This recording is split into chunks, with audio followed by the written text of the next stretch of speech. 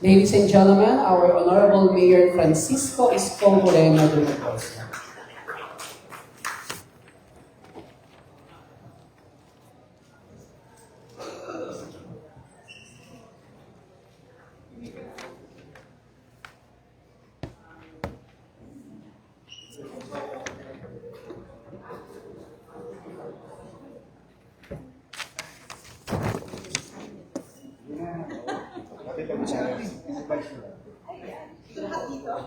Bigyan na lang po natin yung upuan. Bigyan na lang po natin yung upuan. Isang mapagpalang araw po sa ating lahat. Ngayong araw ating pinagtitibay ang ugnayan ng TESDA, Manila Manpower Development Center sa ilalim ng Manila Department of Social Welfare at ng Universidad de Manila sa iisang layunin, ang pagbibigay ng dekalidad na kasanayan at oportunidad sa trabaho para sa mga Manilenyo. Ang ceremonial turnover of toolkits na ito ay sumisimbolo sa ating kolektibong paniniwala na ang kaalaman ay mas magiging makabuluhan kapag sinusuportahan ng tamang kagamitan. Sa pamamagitan ng mga toolkits na ito, mas magiging handa ang ating mga trainees na harapin ang aktual na trabaho dito man o sa ibayong dagat. Please all stand for our opening prayer to be led to us by Miss Maria Jocelyn Del Yomos Andres, Household Attendant 2.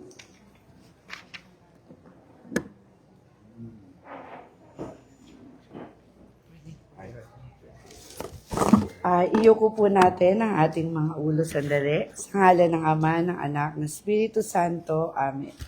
Panginoon, salamat po sa pagkakataon na kami ay nagkatipon-tipon. Gabayan po ninyo ang bawat bahagi ng aming programa upang ito ay maging maayos at makabuluhan. Basbasan po ninyo ang mga individual na naging instrumento ng inyong biyaya. Muli kami po ay lubos na nagpapasalamat sa inyo, Panginoon, at hiling po namin na kami ay inyong laging gabayan at pagpalain. Amen. Sa ngalan ng Ama. Thank you. Maraming salamat po.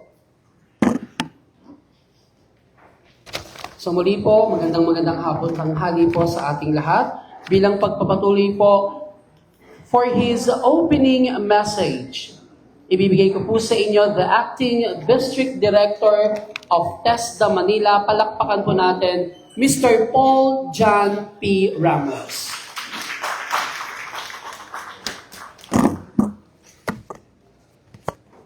To our Honorable Mayor of the City Government of Manila, Mayor Francisco Moreno Dumagoso, sir. Good morning po.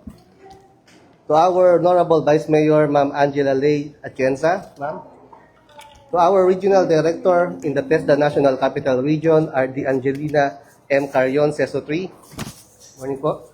To our partners, Dr. Maria Pelma Carlos Tria, President of Universidad de Manila, and to Ms. Esther L. Ferrer, Officer in Charge of Manila Manpower Development Council. To the men and women of TESDA Manila, distinguished guests, ladies and gentlemen, good morning and welcome.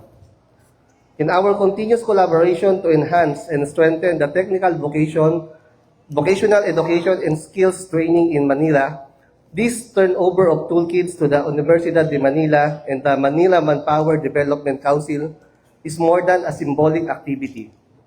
It is a concrete expression of our partnership in empowering learners through high-quality, relevant, and industry-responsive skills training. In TESDA, we firmly believe that development is not measured by numbers alone.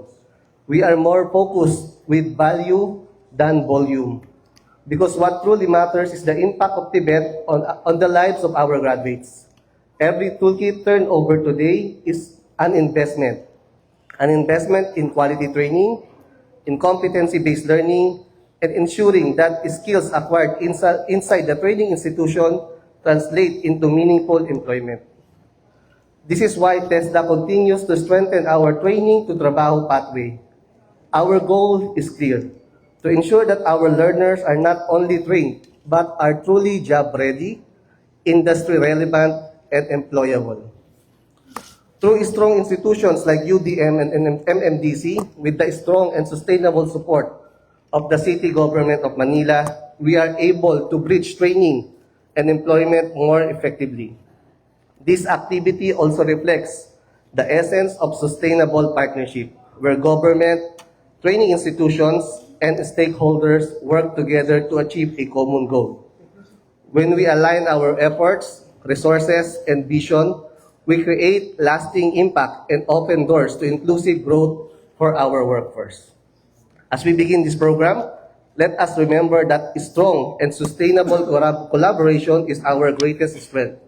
No obstacle is too difficult, and every opportunity can be transformed into meaningful impact when we move forward together, guided by shared responsibility, commitment, and a common vision for skills development and nation building.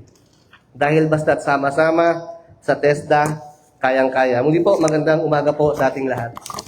Maraming salamat po, our Acting District Director of TESDA Manila, Mr. Paul John P. Ramos. Nais ko rin pong ipakilala sa inyo para naman po sa kanyang mga mensahe, the Regional Director of TESDA NCR. Palakpakan po natin, Ms. Angelina M. Carrion. Magandang umaga po sa ating lahat. Mayor, ito po ay pangalawa ko pong pagbabalik sa City of Manila. I was then the district director, I think decades ago. So ganun, mga bata pa din naman tayo, Mayor. Magandang umaga po sa ating lahat. Ang atin po kaninang nagsalita kanina is our acting provincial director, PJ Ramos. Siya na po ang magiging mukha ng TESDA Manila, batang-bata, and I'm so proud of him taking the lead of the TESDA Manila activities and programs, and of course in coordination with our napakasipag at napaka-charming na mayor ng ating City of Manila. And of course, si Ma'am Chi, ang Vice Mayor natin, she was so,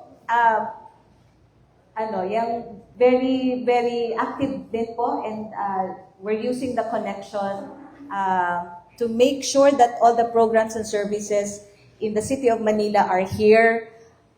Mayor, nung pagpong December kami nag-uusap ni Vice tungkol dito sa livelihood, tungkol dito sa toolkits. Ito pong toolkits na ito na ipagkakaloob natin sa City of Manila is actually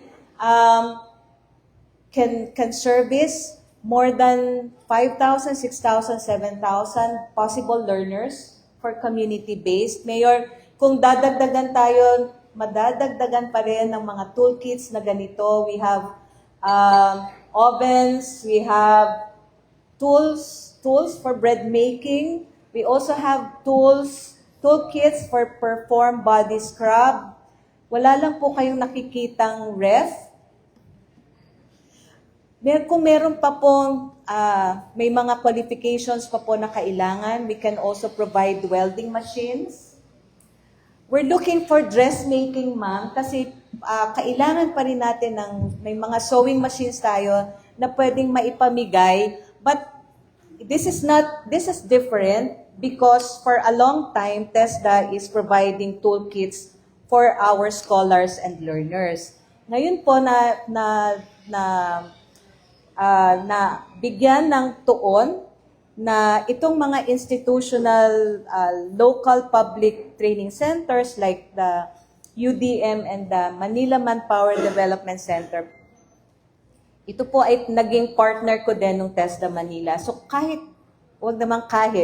as long as we can provide additional toolkits like this, pwede pong maibigay natin sa mga institutions because we understand and we believe that the UDM and the MMDC through the leadership of Sir Jay ay makakabigay ng magandang serbisyo, quality training.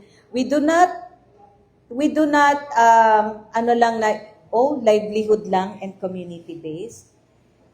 We also provide quality assurance, whether it's community-based, whether we're doing perform body scrub, whether we're doing just hilot massage. So lahat po ng ginagawa ng training through our institutions like UDM and MMDC ay kailangan pong swak ng skills training na pagkatapos ng training nila ay makakakuha right away ng trabaho. Importante po yun.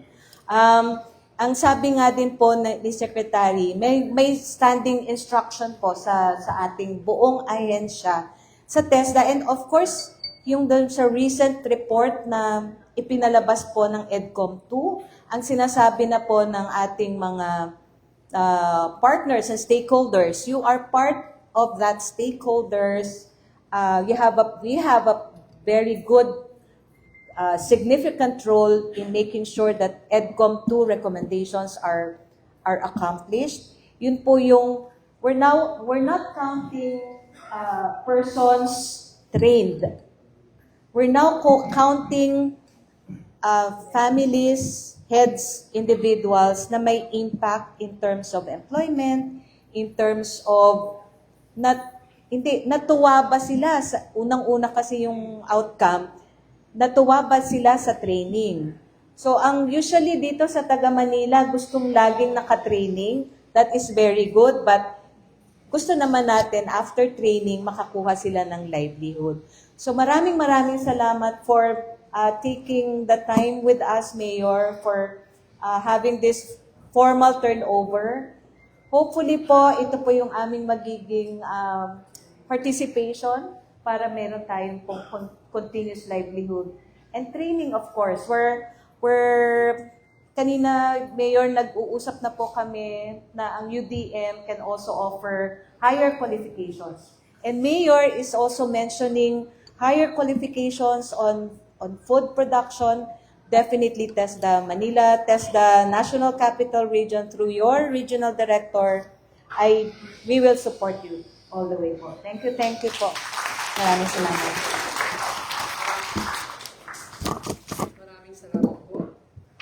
Maraming salamat po, our Regional Director of TESDA NCR, Ms. Angelina M. Carrillo. At para naman po sa formal na pagtanggap ng mga toolkits, inaanyahan po natin ang ating Bukid Alcalde at Vice Mayor and Officer in Charge ng Manila Department of Social Welfare, Mr. J. De La Puente, ang kinatawa ng TESDA, Manila, Mr. Paul John Ramos, and TESDA NCR, Ms. Angelina Carrion, para po sa ating turnover ceremony.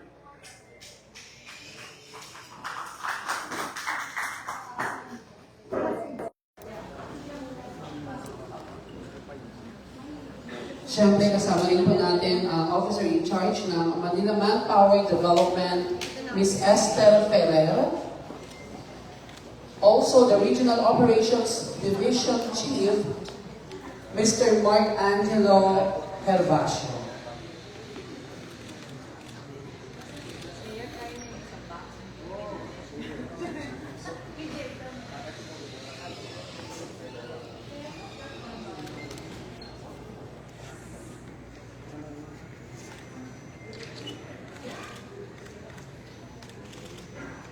Ito po yung mga toolkits for Manila Manpower Development Center.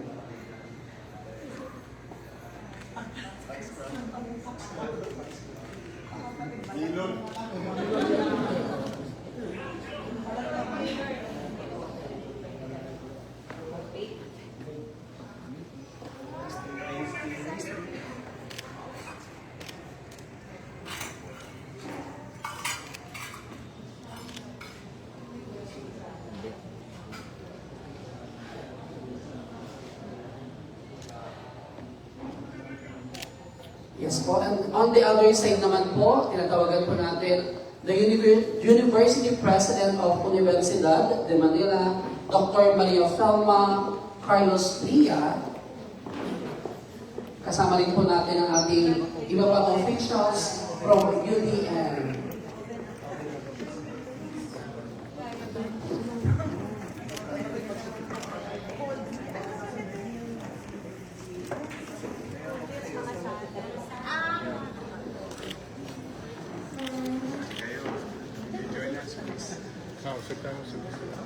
Atrás pa tayo, atrás.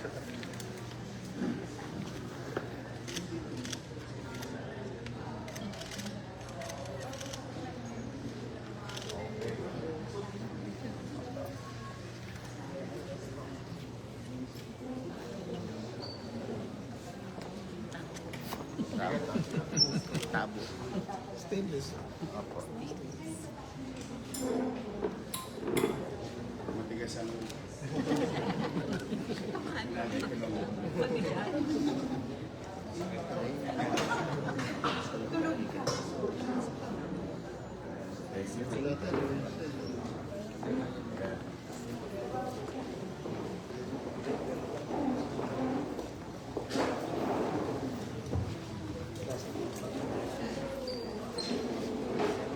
Sa pagpapatuloy po ng ating programa, upang ibigay ang kanyang mensahe ng pagtanggap, ibibigay ko po sa inyo the City Government Department Heads 3 of MDSW. Palakpakan po natin Mr. J.R. De La Fuente. Magandang tanghali po sa inyo lahat, sa ating pong muling alkalde, Mayor Lord Isko Moreno, sa ating pong Ma'am Angie Cariot na Regional Director, Ma'am Pedro Maria ng BBM, Vice Mayor Tito Sinsa at Mr. Kodjan ng Quezon Manila. Kami po ay lubos at nagpapasalamat sa araw nito. Malaking tulong po to sa Manila Manpower Development Center dito po sa may Aroseros at dito sa may Tayuman, na kung saan meron po kaming 350s enrolled na mag-aaral. Ito po ay magbubukas ng pagkakataon ng isang tamang kasanayan na magbibigay ng sariling kakayahan o kapasidad na magkaroon po ng kaalaman at magkaroon ng sariling kabubuhay ang mga batang Maynila. Kaya po sa ngalan po ng aming butihing Yorme, makakaasa po kayo.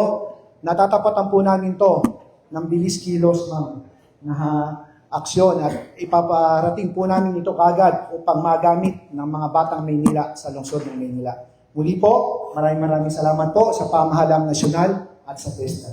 Salamat po. Maraming salamat po, Mr. J.R. De La Fuente. At kasama rin po natin ang consultant po ng Manila Manpower Development Center, Ms. Maria Cristina De La Fuente. Maraming salamat po. And also, to give her acceptance message, I would like to give to you the President of Universidad de Manila, ladies and gentlemen, Dr. Maria Felma Carlos Trilla. Magandang umaga po. Magandang umaga po sa inyong lahat. Sa ating butihing Mayor, Isko Moreno Domagoso, Vice Mayor Chi Atienza. And of course, we have our TESDA NCR Director, Ms. Angelina Carrion, Sir PJ. Magandang umaga po. And of course, Sir Jay. And sa po ng aking kasamahan sa UDM, nandito po lahat ng ating mga Vice Presidents at officers, lahat po ng mga nagsipagdalo ngayong umaga. Magandang umaga po. It is really with profound gratitude and immense pride that I accept the toolkits on behalf of Universidad de Manila, CMIT, or the Center for Micro-Credentialing and Industry Training. Over the past months, we have celebrated the success of 4 batches. Sila po ang mga resilient na mga out-of-school youth, unemployed individuals, may senior citizens po tayong nakasama. And nito pong batch 4, napansin na rin po natin ang pagsali ng aming mga estudyante mismo sa UDM para po hindi lang sila gumagraduate nang meron silang degree, pero meron din po silang mga certificate na nakakabit sa kanila. And we cater to students from 18 years old to 75 years old. So indeed, ito po ay sumusuporta sa aming layunin na magbigay ng lifelong learning na tinatawag. And the momentum continues because po ang batch 5 natin is set to begin on Monday, February 2, di ba? Thank you, Ma'am Cynthia. And we are expanding our offerings to include cookery, events, management, and bookkeeping. So sa lahat po ng nandito, imbitahan niyo po ang inyong mga kaanak o kapitbahay na pumunta na po sa UDN CMIT. Ito po yung nasa tabi ng FIATE sa ating Santa Cruz Annex. So this collaboration with TESDA exemplifies what happens when vision meets action.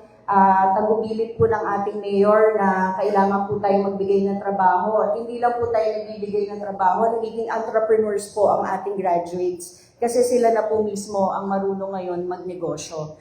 And UDM is honored to be your partner here, TESDA, in this noble pursuit, fostering technical vocational education that aligns with national goals and, of course, our local needs. of Manila. So together, let us keep turning potential into progress.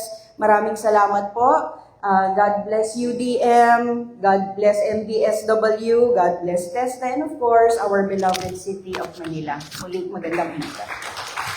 Thank you so much, Dr. Maria Belma Carlos Tria. And for her message of support, ladies and gentlemen, our Vice Mayor, palakpakan po natin, Honorable Angela Lay Chi Atienza. Magandang umaga po sa inyo lahat at magandang umaga po sa inyo lahat at maraming salamat sa event na ito, of course, sa ating alkalde na napakagaling. Alam niyo po, ang lakas ng kilig ko ngayong umaga.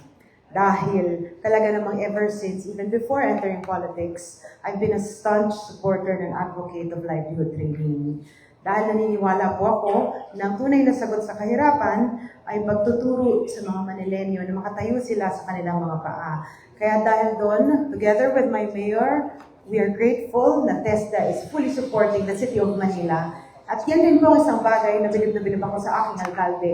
Dahil on top na papaigtingin niya ang minimum basic needs program dito sa Manila, talaga namang paiigtingin din niya ang livelihood program dito sa Maynila. At I know, 9 years together, naniniwala ko na hindi lamang magiging Singapore ang Maynila, kundi pati ang mga Manilenyo magbubuhay Singaporeans na rin dahil tataas ang antas ng pamumuhay ng mga Manilenyo sa patnubay at gabay ng ating alkalde na si Leonardo Moreno. Anyway, I'm really grateful na UDM and of course Sir J. De La Fuente are fully supporting this.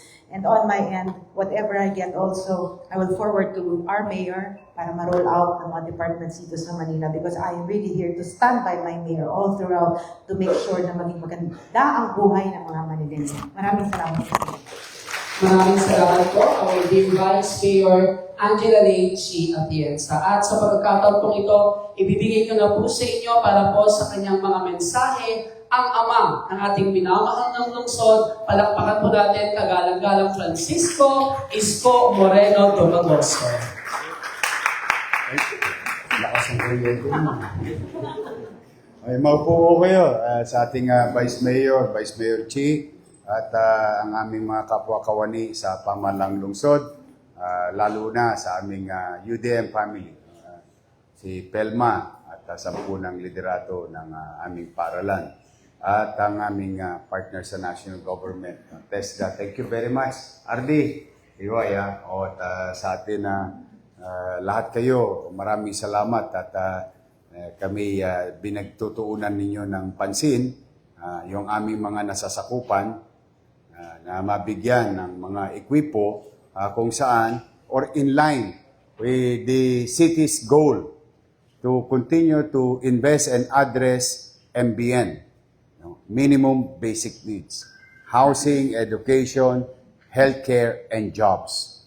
And as of today, we have produced through the leadership of J. De La Fuente sa ating MDCC na graduates about 1,700 individuals in the last 6 months. They were given enough knowledge and skills so that they can use it in real world and make a living. And recently, as you all know already, a team of Manila and also national government's team through BPI, or hindi po yun Bank of Philippine Islands, Bureau of Plans and Industry, wherein I am now looking to do something. Maybe initially will benefit from it, but I believe that the next generation, the next person who will speak before this podium, the next person who will sit in that corner, or any person in the future can come up on how to help the country as a city, as a highly urbanized city, in food production program. Because food insecurity is #1 threat to national security. So that's why your city government went to, and thanks to Singapore government and RP, or Republic Polytechnic, and ITE, We've learned a lot of things, and with that also, the Secretary Kiko, is very excited. In fact, yesterday, galing dito yung mga taga-DA, yung ASEC at USEC, na-excite sila doon sa idea on food production, but it needs a lot of skills. While we're going to adopt maybe an Israeli technology with the help of DA, the resources, little resources of the city, plus individuals that we can teach. So that, yun nga, magkaroon ng maayos na playbook na pwedeng maging pangmatagalang gabay ng mga susunod na generasyon. But for now, today, we are very grateful to TESDA family. On behalf of the people of Manila, thank you very much sa tulong ninyo. Tutuwa na naman si Jay, saka si Pelma, marami na naman silang gamit. At yan naman ang pakikinabangan ng mga batang Maynila. In fact, again, if I may add, kaya nalate ako ng 15 minutes, I traveled all the way from Marikina. Hindi po ako nagkamali ng City Hall. Tawa ko Marikina because we have underutilized resources and in line with our direction at mabigyan pa, hindi lang pagkalinga, kasi ang binibigay natin doon, kalingat pagmamahal lamang sa mga napawalay na bata sa kanilang magulang or unloved individuals by their parents. We show them love and care and compassion. At lalo na sa aking mga minamahal at paboritong senior citizen na matitikas pa. Mukhang pinabayaan sila ng kanilang mga mahal sa buhay o kaya minamahal sila ng siyudad ng Maynila do sa ating pasilidad. So we will update you from time to time, produce our own food for them, protein and veggies. Just imagine, you use your imagination because nowadays it is not impossible. If they build it in the desert, we can build it in a fertile land in a highly urbanized setting. So that's why medyo mahaba-haba yung biyahe. Pasensya ka na mama, napaghintay kita ng 15 minutes. But again, i-update po namin kayo. We will continue at nagpapasalamat talaga kami dito sa malaking tulong ninyo. Sana mabasa po kayo ng ulan. Nang dumami pa kayo. Muli, TESDA, Manila, national government, local government, working hand in hand. And this is our own little way to show our gratitude by making our assets, your clients, be directed to the program and will help them to achieve excellence in skills with proper utilities or equipo na maging mga dekalidad na future employees, entrepreneur, ang mga bata at mga individual sa lungsod ng Maynila. Maraming salamat. Pagpalain nawa kayo ng Pong Kapal. Manila, God first. Thank you. Maraming salamat po. Muli po, palapakan po natin ating minamahal na alkalde, Mayor Francisco Isko Moreno Dumagoso, gayon din po sa ating pong mga kasamahan mula po sa TESDA. Thank you. Sabi yung mga taga-TESDA. Kami kayo.